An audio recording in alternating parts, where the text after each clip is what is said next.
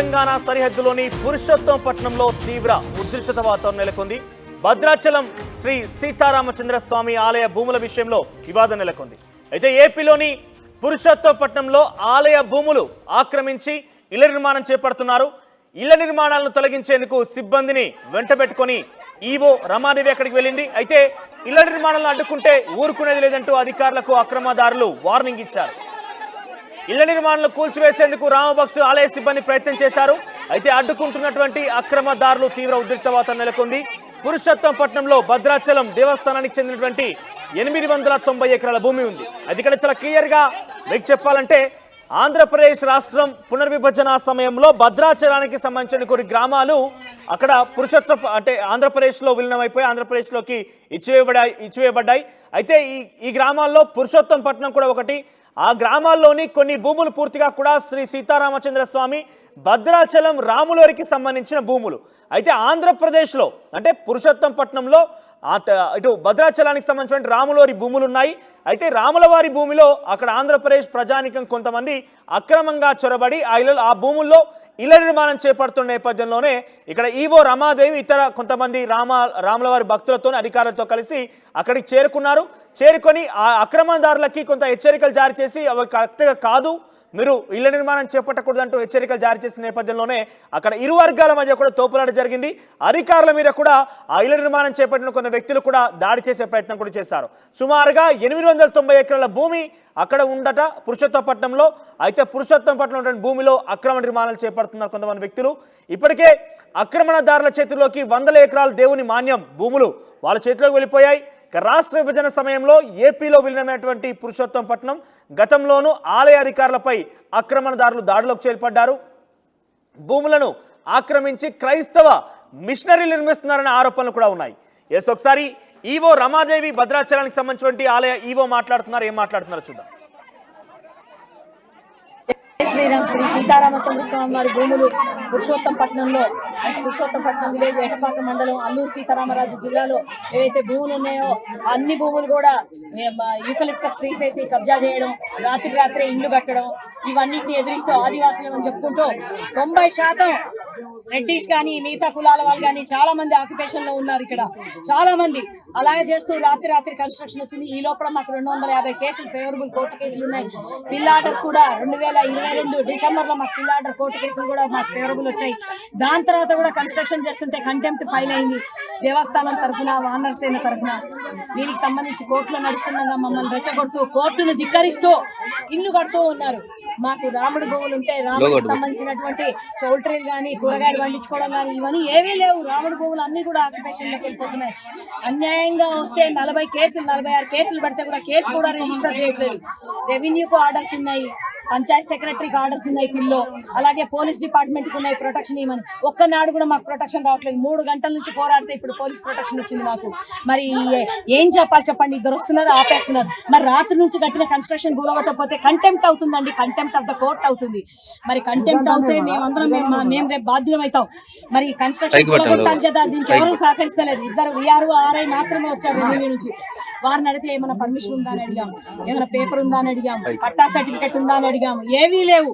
మరి రాత్రి ఎలా కడతారండి? అటాకులు చేయడం ఏంటి, ఇవన్నీ చేయడం ఏంటి, దౌర్జన్యం ఏంటి?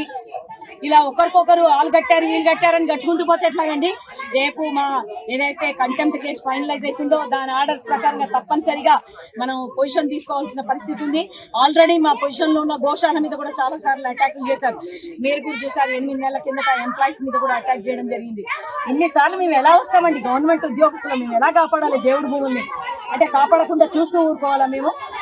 ఇవన్నీ కోర్టు కేసులో ఉండగా మాకెందుకు ఇలాంటి పరిస్థితులు ఏర్పరుస్తున్నారు? మరి ఇక్కడ డిపార్ట్మెంట్లు ఏమైనాయి? పంచాయత్ సెక్రటరీకి ఫోన్ చేస్తే దియరు, డిపిఓకి ఫోన్ చేస్తే దియరు. మేము అందుకే ఐటీడీఏ పిఓ గారికి చేశాము, వారు స్పందించారు. అక్కడ ఉన్న కలెక్టర్ గారికి కూడా మెసేజ్ పెట్టాను. అక్కడ ఉన్నటువంటి మనము ఇక్కడ లోకల్ ఎమ్మెల్యే గారికి కూడా తెలియజేయడం జరిగింది. తప్పకుండా పోలీసులు పంపిస్తామని అప్పుడు ఆవిడ అష్యూరెన్స్ ఇచ్చిన తర్వాత మనకు పోలీసులు 2 గంటల తర్వాత రావడం జరిగింది. కానీ చూస్తున్నారు కదా, ఆదివాసీలం అని చెప్పేసి అల్లరి చేస్తూ మన మీద అటాక్ చేస్తున్నారు. తిరిగి వాళ్ళు దౌర్జన్యం చేస్తున్నారు. మేమేమంటున్నాం అంటే ఈ కన్స్ట్రక్షన్ రాత్రి నుంచి కడుతున్నారు, వెంటనే తొలగించాలి. అది రెవెన్యూ డిపార్ట్మెంట్ వాళ్ళు తొలగిస్తారా లేదా మేము తొలగించుకొని వెళ్ళాలా? రెండే రెండు మాకు చెప్పాలి. తప్పనిసరిగా ఇంకా వేరే కన్స్ట్రక్షన్ కానీయము. రాముల వారి భూములు కంటెంప్ట్ లో ఉన్నాయి కాబట్టి వారికి కంటెంప్ట్ వర్తిస్తుంది, మాకు వర్తిస్తుంది. దయచేసి ఏ పనులు చేయండి.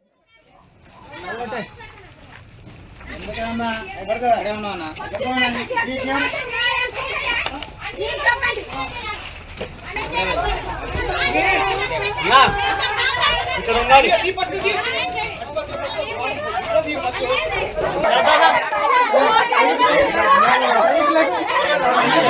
అలాగట్టారమ్మా కాదగిలిగా కాదగిలి వచ్చాడు కానీ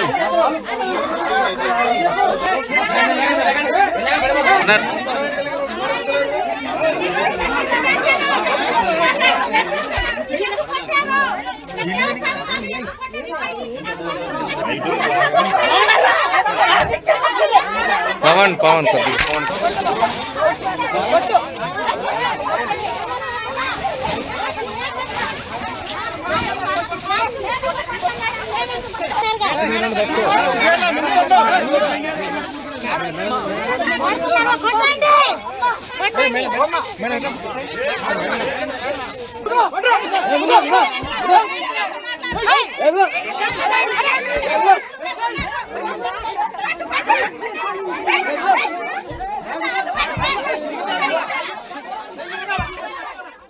సో ఇది పరిస్థితి. అధికారులు వెళ్ళి అక్కడ జరుగుతున్న అక్రమాలని తొలగించాలని కానీ వారిని హెచ్చరించినా కూడా ఏకంగా ఆక్రమణదారులు అధికారులపై కూడా దాడి చేస్తున్నారు. సుమారుగా 2-3 గంటల నుంచి కూడా ఈ రేఖ హైటెన్షన్ వాతావరణం నెలకొన్నప్పటికీ అధికారులకు కూడా రక్షణ ఇవ్వడం లేదంటూ కూడా ఈవో రమాదేవి వాపోతున్నారు. ఇది కంటెంప్ట్ ఆఫ్ కోర్ట్ కింద వస్తున్న అన్ని రకాల ఆర్డర్స్ ఉన్నప్పటికీ కూల్చివేయడం అంటే అందరూ అడ్డుకుంటారు, మాపైనే దాడి చేస్తారంటూ కూడా ఆవిడ వ్యక్తం చేయడం జరిగింది. ఒకసారి ప్రతినిధి ఉదయ్ దగ్గరికి వెళ్దాం. అసలు ఏం సిచ్యువేషన్ అక్కడ ఎదుర్కొంటున్నారు, అక్కడ ఏపీ ప్రభుత్వం ఏమంటుంది? ఉదయ్, పురుషోత్తపట్నం అనేది పునర్విభజన సమయంలో అటు ఆంధ్రప్రదేశ్ ప్రాంతానికి వెళ్ళిపోయి ఆంధ్రప్రదేశ్ రాష్ట్రంలో విలీనమైంది. సో ఈ సిచ్యువేషన్లో పురుషోత్తపట్నంలో ఉన్నటువంటి రాములోరి భూములకు సంబంధించిన అంశం అటు తెలంగాణ ప్రభుత్వం పరిధిలో ఉంది, ఇక్కడ ఆలయకు సంబంధించిన అధికారుల పరిధిలో ఉంటుంది. సో అక్రమాలని అడ్డుకునేటువంటి ప్రయత్నంలో ఆ అధికారుల మీద దాడులు చేస్తుంటే ఏపీ ప్రభుత్వం ఏ రకంగా రియాక్ట్ అవుతుంది? రక్షణ ఇస్తున్నారా పోనీ? ఎస్ మనోజ్, గడిచిన 10 ఏళ్ల కాలంగా కూడా పూర్తిగా తెలంగాణ సరిహద్దు ఏపీలోని పురుషోత్తపట్నం గ్రామంలో ఇదే పరిస్థితి నెలకొందని చెప్పుకోవాలి. దక్షిణ అయోధ్యగా పేరుగాంచినటువంటి పవిత్ర పుణ్యక్షేత్రం భద్రాచలం శ్రీ సీతారామచంద్ర స్వామి దేవస్థానానికి సంబంధించినటువంటి ఆలయ భూములు అటు ఏపీలోని కేవలం పురుషోత్తపట్నంలోనే కాకుండా విజయవాడలో కూడా పలు చోట్ల అటు రాముల వారికి సంబంధించినటువంటి దేవుడి ఆస్తులు ఉన్నాయి. సో ఈ ఆస్తుల పరిరక్షణ చాలా పెద్ద ఎత్తున ప్రశ్నార్థకంగా మారింది. 2014లో అటు రాష్ట్ర పునర్విభజన తర్వాత పూర్తిగా రాముడి ఆస్తులన్నీ కూడా పూర్తిగా అన్యాక్రాంతం అవుతున్నటువంటి పరిస్థితి కనిపిస్తుంది. చాలా ప్రధానంగా అటు తెలంగాణ రాష్ట్ర సరిహద్దును ఆనుకున్నటువంటి గ్రామంగా ఉన్నటువంటి పురుషోత్తపట్నం 2014లో రాష్ట్ర విభజనలో ఏపీలో విలీనమైంది. ఆ ఒక్క గ్రామంలోనే సుమారు రాముడికి సంబంధించినటువంటి 900 ఎకరాల దేవస్థానానికి సంబంధించినటువంటి 900 ఎకరాల భూములు అక్కడ పూర్తిగా ఉన్నాయి. సో ఆ భూముల పరిరక్షణ చాలా పెద్ద ఎత్తున సవాలుగా మారిందని చెప్పుకోవాలి తెలంగాణ ప్రభుత్వానికి. అయితే అక్కడ ఉన్నటువంటి స్థానిక దేవస్థాన ఈవో రమాదేవి మొదటి నుంచి కూడా చాలా పెద్ద ఎత్తున ఒంటరి పోరే చేస్తుందని చెప్పుకోవాలి. తెలంగాణ ప్రభుత్వం సహకరించుకున్న ఆ క్షేత్ర స్థాయిలో రామభక్తులు, అదేవిధంగా రాష్ట్రీయ వనరసేన, విశ్వ హిందూ పరిషత్ వంటి ఇటువంటి హిందుత్వ సంఘాలను కలుపుకొని పూర్తి స్థాయిలో గతంలో ఆంధ్రప్రదేశ్ రాష్ట్ర అత్యున్నత న్యాయస్థానంలో కూడా పిటిషన్ ఫైల్ చేశారు. ఖచ్చితంగా రాముడి ఆస్తులను మాన్యం భూములను కూడా పూర్తిగా పరిరక్షించాలి. ఇప్పటికే పెద్ద సంఖ్యలో అన్యాక్రాంతం అవుతున్న విషయాన్ని కూడా ఇప్పటికే ధర్మాసనం దృష్టికి తీసుకెళ్లడంతో ధర్మాసనం కూడా రాముడి ఆస్తుల పరిరక్షణకు చర్యలు చేపట్టాలని అటు ఏపీ ప్రభుత్వానికి కూడా నోటీసులు అందించినటువంటిది, అదేవిధంగా ఆదేశాలు కూడా జారీ చేసింది. కానీ అయినప్పటికీ క్షేత్రస్థాయిలో పురుషోత్తపట్నంలో పెద్ద ఎత్తున రాముడి భూములు అయితే అన్యాక్రాంతానికి గురవుతున్నాయని చెప్పుకోవాలి. తాజాగా ఈ నిన్న రాత్రి హుటాహుటిన రాముడు సంబంధించినటువంటి దేవాలయ భూముల్లో అన్యాక్రాంతం కావడం, భూములు అన్యాక్రాంతం కావడంతో పాటు ఇల్లు నిర్మించడం, అంటే నివాస యోగ్యంగా ఉండేందుకు వీలుగా కొంతమంది ఇల్లు నిర్మిస్తున్నట్టు వచ్చినటువంటి సమాచారంతో స్థానిక ఈవో రమాదేవి అటు రామాలయానికి సంబంధించినటువంటి సిబ్బందితో పాటు కొంతమంది రామభక్తులను వెంట పెట్టుకుని ఈ రోజు మధ్యాహ్నం సమయంలో పురుషోత్తపట్నం చేరుకున్నారు. అక్కడ ఒకసారిగా ఈవో రమాదేవితో పాటు అక్కడ ఉన్నటువంటి స్థానికులతో ఒకసారిగా వాగ్వాదం, తోపులాట కూడా జరిగింది. ఖచ్చితంగా తమ ఇళ్లను అడ్డుకుంటే ప్రయత్నం చేస్తే ఖచ్చితంగా తాము సహించలేదు, తిరిగి దాడి చేస్తామంటూ కూడా ఆక్రమణదాత హెచ్చరించడం స్థానిక రెవెన్యూ అధికారులకు, పోలీసుల అధికారులకు అటు ఈవో రమాదేవి సమాచారం ఇచ్చారు. కానీ మొదటి నుంచి కూడా ఆంధ్రప్రదేశ్ ప్రభుత్వం అటు తెలంగాణకు సంబంధించినటువంటి భద్రాచలం దేవస్థాన ఆలయ భూముల పరిరక్షణ విషయంలో కొంత ఉదాసీనంగానే వ్యవహరిస్తుందని చెప్పుకోవాలి. మొదటి నుంచి కూడా అటు ఈవో రమాదేవిపై కావచ్చు, గతంలో కూడా ఆలయ సిబ్బందిపై పలుమార్లు దాడి చేసినటువంటి ఉదంతాలు గతం కూడా చోటు చేసుకున్నాయి. కానీ ఇప్పటికీ అక్కడ ఉన్నటువంటి స్థానిక అధికారుల తీరు మారట్లేదు. ఎందుకని ముందస్తుగానే బేస్మెంట్ లెవెల్లోనే ఇల్లు అక్రమ నిర్మాణాన్ని ఎందుకు కూల్చివేయట్లేదు? అటు ఈవో రమాదేవి కావచ్చు, కావచ్చు, అటు స్థానికంగా ఉన్నటువంటి రామాలయ సిబ్బంది వెళ్తే తప్ప అధికారులు స్పందించినటువంటి పరిస్థితి. అక్కడికి వెళ్ళిన తర్వాత కూడా అటు ఆక్రమణదారులు దాడులు చేసేందుకు ప్రయత్నించినా కానీ దాదాపు కొన్ని గంటల పాటు వాళ్ళని ఎదుర్కోవాల్సి వచ్చింది. అయితే అక్కడ ఉన్నటువంటి రామభక్తులు ఆగ్రహావేశాలకు లోనై వెంటనే జై శ్రీరామ్ అంటూ నినదిస్తూ ఒక్కసారిగా అక్రమ కట్టడాలను కూల్చివేసేందుకు ప్రయత్నించడంతో ఒక్కసారిగా అక్రమ కట్టడాలను ఎప్పటి నుంచి గుర్తించారు, ఎప్పటి నుంచి నిర్మాణాలు చేపడుతున్నారు? గతంలో విన్నట్టుగా ఈవో రమాదేవి ఇతరుల సహాయంతో అటు హైకోర్టులో లేదంటే ఏపీ ప్రభుత్వానికి సూచించి సలహా అడిగి అక్కడ వారిని రక్షణ ఇవ్వాల్సిందిగా కోరినప్పటికీ వారు ఎందుకు దీనికి ఉపక్రమించకుండా ఎందుకు వదిలేశారు? మొదటి నుంచి కూడా ఆలయం తెలంగాణలో ఉండడం, ఆలయ ఆస్తులన్నీ ఆంధ్రాలో ఉండడంతో ఒకసారిగా ఇరు ప్రభుత్వాలకు కూడా అది కొంత ఇబ్బందికరమైనటువంటి సమస్యగా మారింది. నిజానికి ఇది సీఎంల స్థాయిలో చర్చించాల్సినటువంటి అంశం. ఎందుకంటే దేవాలయం అంతా కూడా తెలంగాణ భూభాగంలో ఉండడం, దేవుడికి సంబంధించినటువంటి మాన్యం భూములు కావచ్చు, ఆస్తులు కావచ్చు అన్ని ఆంధ్రాలో ఉండడంతో ఒకసారిగా ఆస్తుల పరిరక్షణకు సంబంధించినటువంటి అంశాల విషయంలో ఎటు తేల్చుకోలేని ఒక సందిగ్ధ పరిస్థితి నెలకొంది. నిజానికి దేవాదాయ యాక్ట్ ప్రకారం ఖచ్చితంగా అక్కడి ప్రభుత్వం కూడా పూర్తి స్థాయిలో సంరక్షణ చర్యలు చేపట్టవలసి ఉంది. క్షేత్రస్థాయి రెవెన్యూ యంత్రాంగం కూడా ఆ భూముల్లోకి ఇతరులను ఆక్రమ కట్టడాలను నిర్మించకుండా పూర్తి స్థాయిలో ముందస్తు జాగ్రత్తలు, సూచనలు, అటు సూచిక బోర్డులు కూడా ఎప్పటికప్పుడు ఏర్పాటు చేయాల్సి ఉంటుంది. వాటి మీద పర్యవేక్షణ కూడా చేయాల్సి ఉంటుంది. కానీ అటువంటి పరిస్థితి అక్కడ ఉన్నటువంటి స్థానిక రెవెన్యూ యంత్రాంగం తీసుకుపోవడంతో ప్రస్తుతం ఇలాంటి పరిస్థితి దాపరించిందని చెప్పుకోవాలి. స్థానికంగా ఉన్నటువంటి ఎంఆర్ఓ కూడా ఘటనా ప్రదేశానికి వచ్చి మళ్ళీ వెనుతిరిగాడంటే అక్కడ ఉన్నటువంటి సిచ్యువేషన్ ఏంటో అర్థం చేసుకోవచ్చు. అక్కడ ఉన్నటువంటి రాజకీయ నిర్ణయాలు కావచ్చు, రాజకీయాలు కావచ్చు, స్థానికులను ప్రభావితం చేయడం కావచ్చు, ఇతరత్ర ఏ కారణమైనప్పటికీ అటు భద్రాచలం శ్రీ సీతారామచంద్ర స్వామి దేవస్థానానికి సంబంధించినటువంటి ఆలయ భూముల పరిరక్షణలో మాత్రం ఏపీ ప్రభుత్వ వైఫల్యం కారణంగానే అక్కడ ఉన్నటువంటి భూములు, ఆస్తులన్నీ కూడా అన్యాక్రాంతానికి గురవుతున్నాయని గురైంది. ఎంత కబ్జా గురై అక్కడ ఎన్ని కట్టడాలు ఏర్పాటు చేశారు, వాటి విషయంలో ఇరు రాష్ట్ర ప్రభుత్వాలు మాట్లాడే అవకాశం ఉందా? ఈవో పరిధిలోకి వచ్చి పూర్తిగా కూడా అక్రమాలని తొలగించే అవకాశం ఉందా?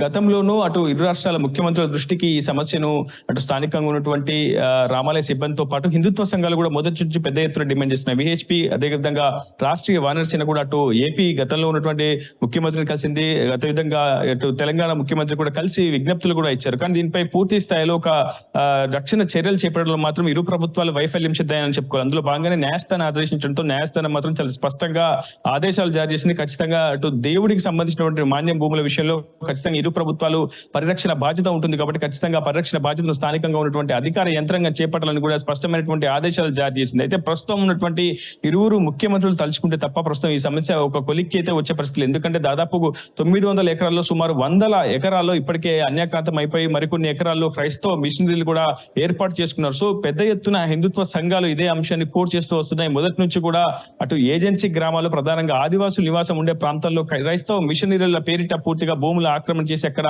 అటు పూర్తిగా మత మార్పులకు క్రైస్తవ మిషన్లు పాల్పడుతున్నాయని ఇటీవల వానర సేనతో పాటు విశ్వ హిందూ పరిషత్ కూడా అటు పూర్తిగా ప్రభుత్వాల దృష్టికి కూడా తీసుకొచ్చాయి. సో ఈ అంశాన్ని మరింత సీరియస్ గా తీసుకొని ఇరు రాష్ట్రాల ముఖ్యమంత్రులు ఈ సమస్యను పరిష్కరించాలని హిందుత్వ సంఘాలతో పాటు రామభక్తులు కూడా కోరుతున్నటువంటి పరిస్థితి మనోజ్.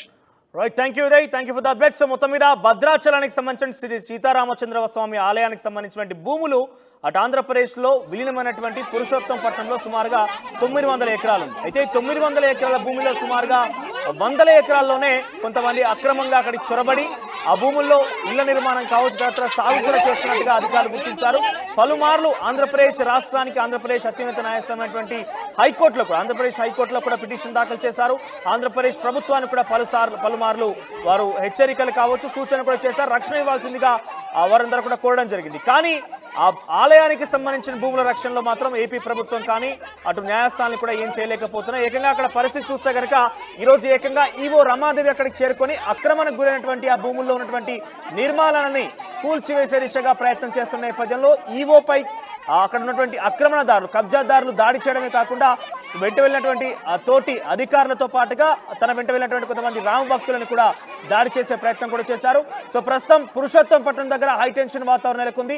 ఈ పురుషోత్తంపట్నం అనేది ఆంధ్రప్రదేశ్ తెలంగాణకి 2 రాష్ట్రాల మధ్య ఒక బార్డర్గా కూడా ఉంటుంది. అయితే ఇరు రాష్ట్ర ప్రభుత్వాలు ఆ రోజు పునర్విభజన చట్టంలో భాగంగా ఈ గ్రామాలందరూ విలీనమైనప్పుడు చూశాయి. కానీ ఈ భద్రాచలానికి సంబంధించినటువంటి ఆలయ భూముల విషయం మాత్రం ఎటు తేల్చలేకపోయాయి. ప్రస్తుతం ఇది ప్రభుత్వాలు తేల్చే అంశంగా కనబడుతోంది. ఎందుకంటే అధికారులు కూడా ఎట్టి పరిస్థితుల్లో కూడా ఈ భూములకు సంబంధించిన అంశాలను కొలిక్కి తీసుకురాలేకపోతున్నారు.